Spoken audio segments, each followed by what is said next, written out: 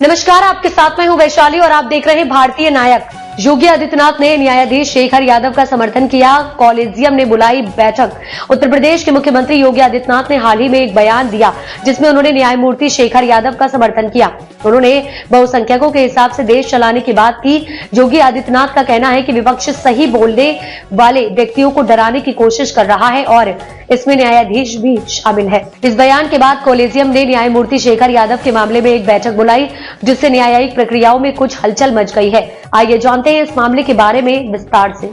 न्यायमूर्ति शेखर यादव का बयान हाल ही में चर्चा का विषय बना हुआ है। उन्होंने एक सार्वजनिक मंच पर कहा था कि भारत में बहुसंख्यकों के हिसाब से देश का संचालन होना चाहिए। उनके इस बयान ने राजनीतिक और सामाजिक हलकों में काफी हलचल मचाई। जहां कुछ लोग उनके इस बयान का समर्थन कर रहे थे, वहीं कुछ इसे संवैधानिक और लोकतांत्रिक मूल्यों के खिलाफ मान रहे थे। यह बयान मुख्य रूप से उस समय आया जब भारत में धार्मिक और सांप्रदायिक मुद्दों पर बहस तेज हो रही थी। योगी आदित्यनाथ का समर्थन। योगी आदित्यनाथ ने न्यायमूर्ति शेखर यादव का समर्थन करते हुए कहा कि विपक्ष सही बोलने वाले व्यक्तियों को डराने की कोशिश कर रहा है। उनका आरोप है कि विपक्ष यह प्रयास कर रहा है कि जिन लोगों ने अपने विचारों को खुलकर व्यक्त किया है उन्हें विभिन्न तरीकों से दबाया जाए। मुख्यमंत्री ने यह भी कहा कि यदि कोई न्यायाधीश या सार्वजनिक व्यक्ति अपनी राय व्यक्त करता है तो उसे नकारात्मक रूप से प्रचारित करने का प्रयास किया जाता है, जबकि यह उनकी व्यक्तिगत राय होती है।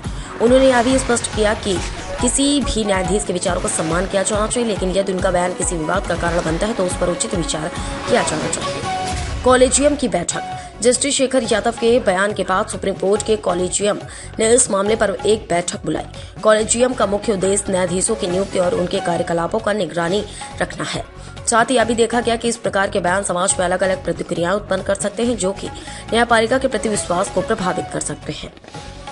न्यायिक स्वतंत्रता पर सवाल। जस्टिस शेखर यादव के बयान और इसके बाद हुए विवाद ने न्यायिक स्वतंत्रता पर सवाल उठाए हैं।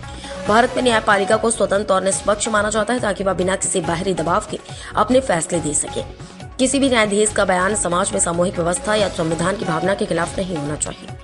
योगी आदित्यनाथ का जस्टिस शेखर यादव के समर्थन में आना और कॉलेजियम द्वारा इस मामले की जांच के लिए बैठक बुलाना भारतीय न्यायपालिका में चल रहे एक और संवेदनशील मुद्दे को उजागर करता है। इस मामले में यह सवाल उठता है कि न्यायपालिका के सदस्यों को अपने विचार सार्वजनिक रूप से व्यक्त करने का अधिकार होना चाहिए, और अगर हाँ तो इस अधिकार का सीमा क्या होनी चाहिए। यह निश्चित रूप से एक बड़ा सवाल है जिसे अब अदालत और कॉलेजियम को ध्यान से विचार करना होगा। समाज और राजनीति में इस तरह के विवादों के बाद यह जरूरी है कि सभी पक्षों को संतुलित करें। अब तक के लिए इतना ही। वीडियो को लाइक और शेयर करें और चैनल को सब्सक्राइब करें।